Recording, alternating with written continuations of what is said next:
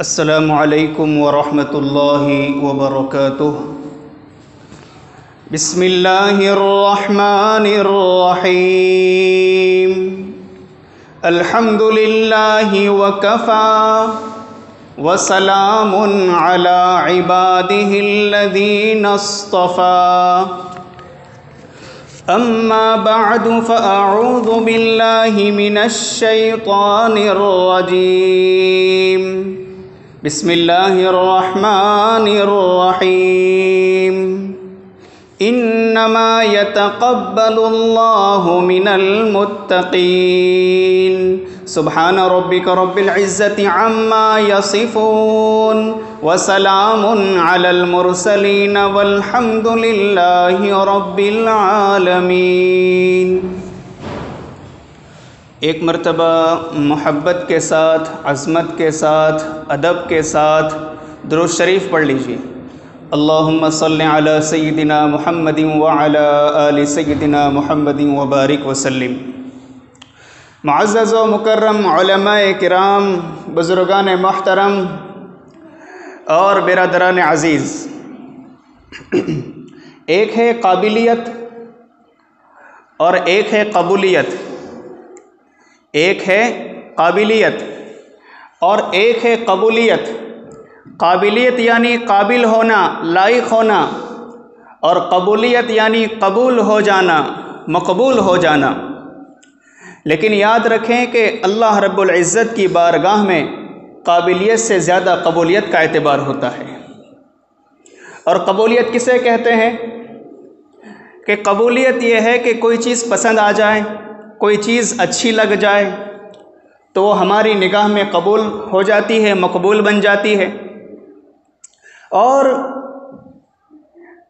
مقبولیت کی دو بنیادیں ہیں، ایک ہے خوبصورت اور ایک ہے خوبصیرت۔ یعنی جو چیز خوبصورت ہو، کوئی منظر، کوئی عمارت اور بھی کوئی چیز جو خوبصورت ہو، اس کی طرف انسان کا دل مائل ہو جاتا ہے، گویا انسان کی نگاہ میں وہ چیز مقبول ہو جاتی ہے۔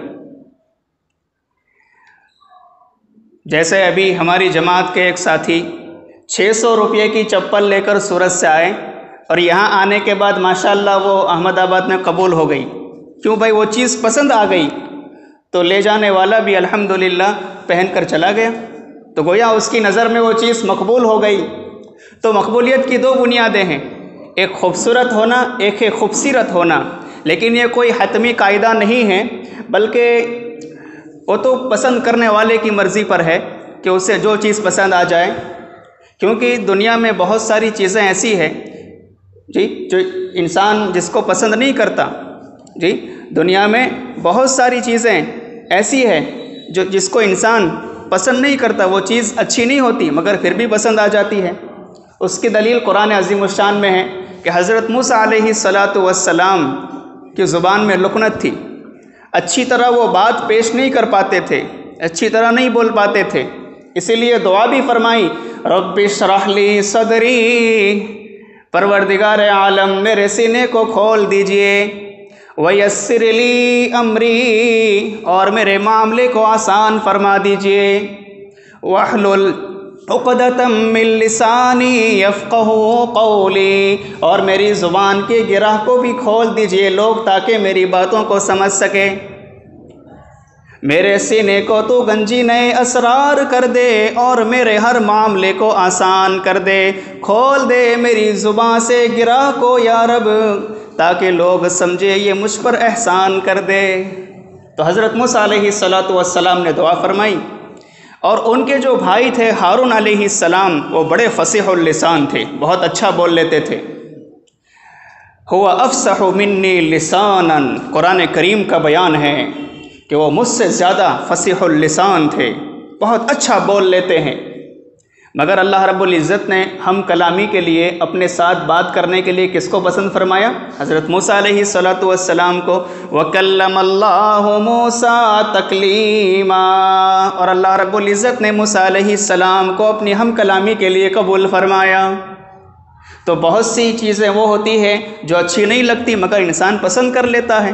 جیسے پہاڑ تو اس دنیا میں بے شمار ہیں اور بہت خوبصورت اور بڑے بڑے بلند بلند پہاڑ ہیں، لیکن اللہ رب العزت نے حضرت موسیٰ علیہ السلام سے ہم کلامی کے لیے بات کرنے کے لیے کون سے پہاڑ کا انتخاب فرمایا، چوائس فرمائی؟ کوہ طور کی، اور پھر کوہ طور کی قسم بھی کھائی جی۔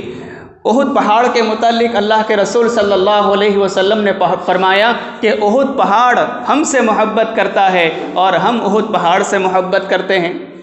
تو کوئی ضروری نہیں ہے کہ وہ چیز خوبصورت ہو اور خوبصورت ہو تو ہی پسند آئے، بلکہ دنیا میں بہت ساری چیزیں ایسی ہوتی ہے جو اچھی نہیں ہوتی لیکن وہ پسند آ جاتی ہے۔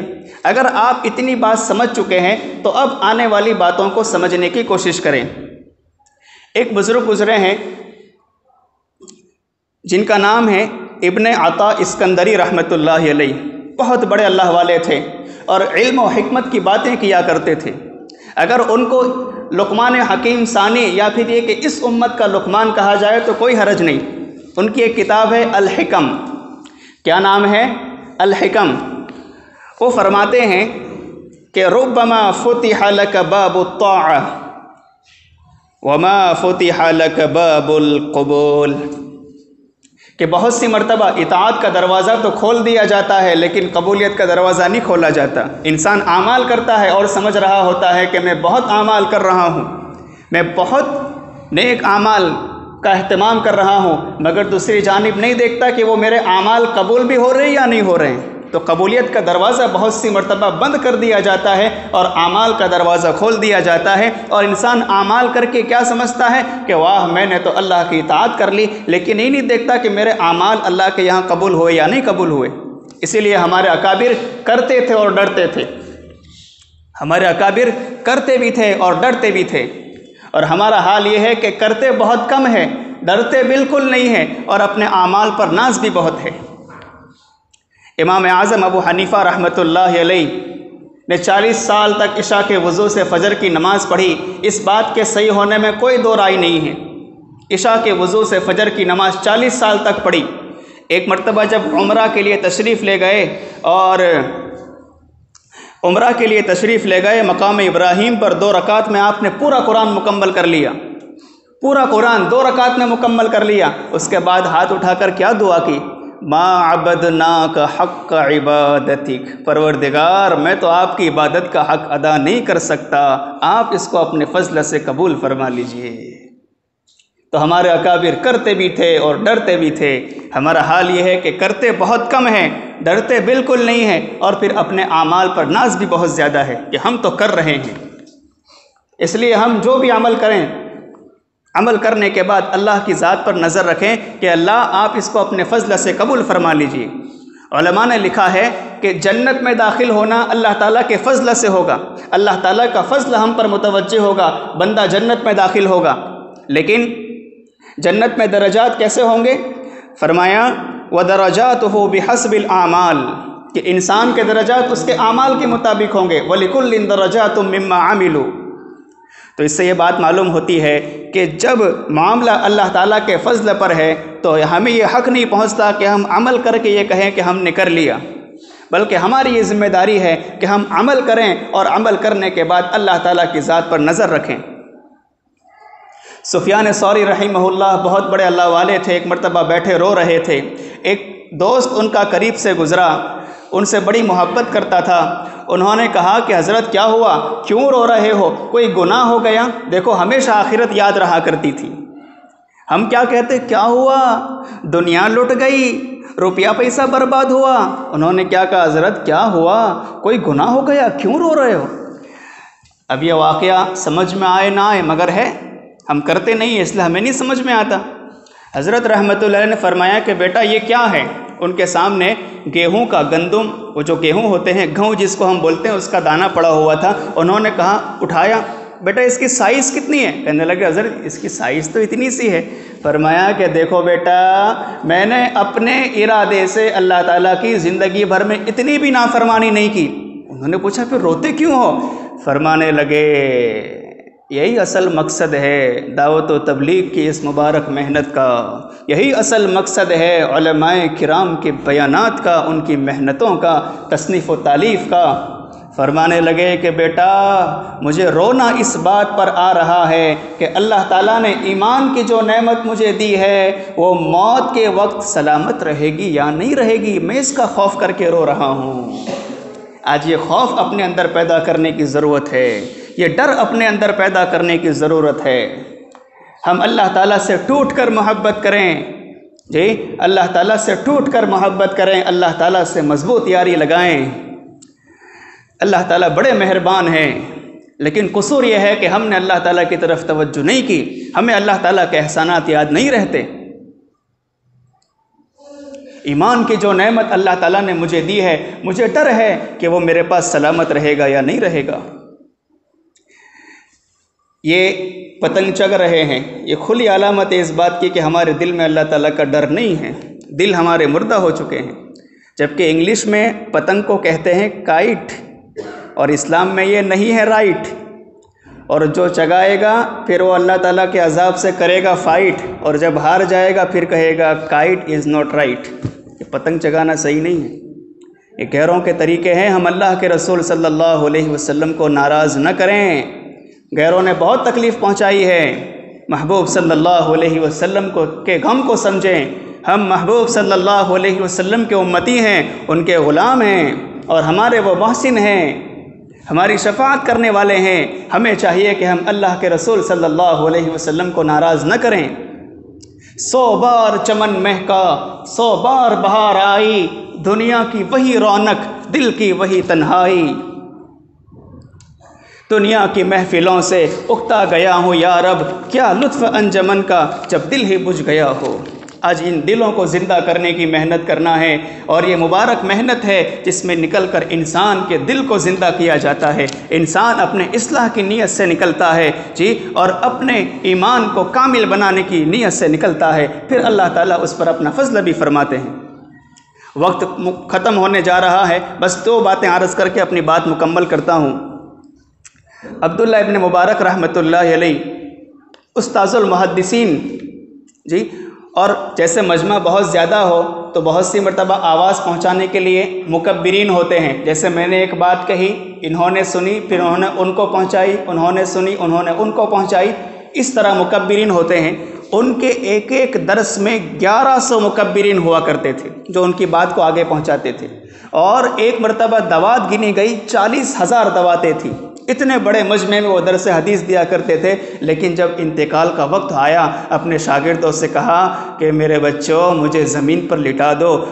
شاگرد کہنے لگے حضرت آپ تو اتنے بڑے اللہ والے ہیں، ہم کیسے زمین پر لٹائیں گے؟ کہا میرا حکم ہے لٹا دو۔ تعمیل ارشاد میں طلباء تو اساتذہ کے بڑے اطاعت گزار ہوتے ہیں، وہ تو ان کے حکم کے پابند ہوتے ہیں، انہوں نے ان کو لٹا دیا۔ اتنا بڑا وقت کا محدث جس کے ایک ایک درس میں 1100 مکبرین ہوا کرتے تھے، جس کے ایک ایک درس میں 40 ہزار دواتیں جن سے لکھا جاتا تھا، انہوں نے اپنے سر کو زمین پر رکھا اور اپنے رخسار کو زمین پر رگڑنے لگے اور کہنے لگے اے اللہ عبداللہ کے بڑھاپے پہ رحم فرما، اے اللہ عبداللہ کے بڑھاپے پہ رحم فرما۔ آج ہمیں اپنے دل کو سنوارنے کی ضرورت ہے، یہ مبارک محنت ہے، اس گئے گزرے دور میں اللہ نے اس محنت کو چلایا ہے۔ اگر ہم اس محنت کو دل و جان سے کریں گے اللہ تعالی ہماری ضرور مدد فرمائیں گے۔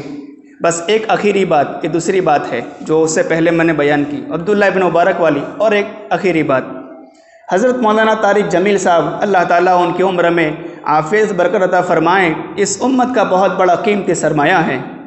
فرماتے ہیں کہ ہماری جماعت رمضان کے مہینے میں پیدل چلی سحری کر کے، اور ہماری انڈیا کی بارڈر کے قریب ایک جگہ ایک مسجد میں ان کا قیام رہا، اور سارے ساتھی تھکے ہوئے تھے، جی روزے کی حالت میں پلس پیدل چلنا، ظاہر سی بات انسان تھک جائے گا۔ ہم اس مسجد میں پہنچے اور بجائے تعلیم کرنے کے ہم نے آرام کرنے کو مقدم کیا اور سو گئے۔ ابھی تو سو کر کچھ ٹائم ہی ہوا تھا کہ کھڑ کھڑ دھڑ دھڑ کی آواز آئی، اور مولانا طارق جمیل صاحب فرماتے میری آنکھ کھل گئی کہ کیا ہوا۔ اس سے پہلے امیر صاحب اٹھ کر بیٹھے تھے، کیا دیکھتے ہیں کہ 10-12 نوجوان، کسی کے ہاتھ میں کلہاڑا ہے، کسی کے ہاتھ میں لاٹھی ہے، کسی کے ہاتھ میں چھرا ہے، اور بالکل تیار کھڑے ہیں، تم مسجد میں کیوں آئے؟ امیر صاحب کہنے لگے حضرت طارق جمیل ذرا ان کو سمجھاؤ ان کو کیا ہو گیا؟ طارق جمیل کہنے لگے کہ حضرت شہادت کا وقت قریب آ گیا ہے، کلمہ پڑھ لو، جنت ہمارے انتظار میں ہے۔ امیر صاحب کہنے لگے سمجھاؤ تو صحیح۔ انہوں نے، چونکہ امیر صاحب اردو اسپیکر تھے، وہ ان کی زبان نہیں جانتے تھے اور طارق جمیل صاحب ان کی زبان جانتے تھے، تو حضرت نے کہا کہ بچوں ذرا پہلے بات تو سن لو، ہم کیا کہنا چاہتے ہیں۔ پھر اس کے بعد انہوں نے مختصر کچھ نصیحتیں کی اور آنے کا مقصد بیان کیا۔ وہ بالکل تیار لے کے بیٹھے تھے، جس کے ہاتھ میں کلہاڑا تھا اس نے کلہاڑا سنبھالا تھا، جس کے ہاتھ میں چھری تھی اس نے چھری سنبھالی تھی، اگر کچھ کہا تو گردن اڑا دیں گے، لیکن جب چند منٹ بات کی اللہ رب العزت نے ان کی دل کی دنیا بدل دی، ساروں نے ہتھیار پھینک دیے اور جو قتل کرنے کے لیے آئے تھے وہ خود قتل ہو کر چلے گئے۔ یہ مبارک محنت ہے، ان تنصر اللہ ینصرکم ویثبت اقدامکم، اور جب اللہ تعالیٰ مدد فرمائیں گے تو پھر ہمارے قدموں کو جما دیں گے، اور اگر اللہ تعالیٰ ہی مدد نہ فرمائیں، جب اللہ تعالیٰ کی نظر رحمت ہٹ جائے تو پھر انسان پانی کے ایک ایک گھونٹ کا اور چاول کے ایک ایک دانے کا محتاج ہو جاتا ہے۔ ہم دعا کریں کہ اللہ آپ ہمیں اپنے مقبول بندوں میں شامل فرما لیجئے، اور آپ بھی ارادہ کریں، میں بھی ارادہ کرتا ہوں کہ آج سے ہماری زندگی بدلے گی، بولو انشاءاللہ۔ سچی پکی توبہ کریں کہ آج سے ہماری زندگی بدلے گی، آج سے ہماری ایک بھی نماز قضا نہیں ہوگی، آج سے حلال کمائیں گے، حرام سے بچیں گے، مسجدوں کو آباد کرنے کی محنت کریں گے۔ قیامت کے دن اعلان ہوگا میرے پڑوسی کہاں ہیں؟ اللہ تعالیٰ فرمائیں گے میرے پڑوسی کہاں ہیں؟ فرشتے پوچھیں گے اللہ آپ کے پڑوسی؟ اللہ تعالیٰ فرمائیں گے ہاں، جو مسجدوں کو آباد کرتے تھے وہ میرے پڑوسی ہے۔ تو بھائیو، ایک مبارک محنت ہے، جو لگے گا وہ پائے گا۔ اس کے ثمرات کھلے ہیں۔ اللہ تعالیٰ سے دعا ہے کہ اللہ تعالیٰ ہم تمام کو اپنے مقبول و محبوب بندوں میں شامل فرمائیں اور آنے والی زندگی کو گزری ہوئی زندگی سے بہتر بنا دے۔ آمین بحرمت سید المرسلین و خاتم النبیین صلی اللہ علیہ وسلم۔ وما علینا الا البلاغ وآخر دعوانا ان الحمد للہ رب العالمین۔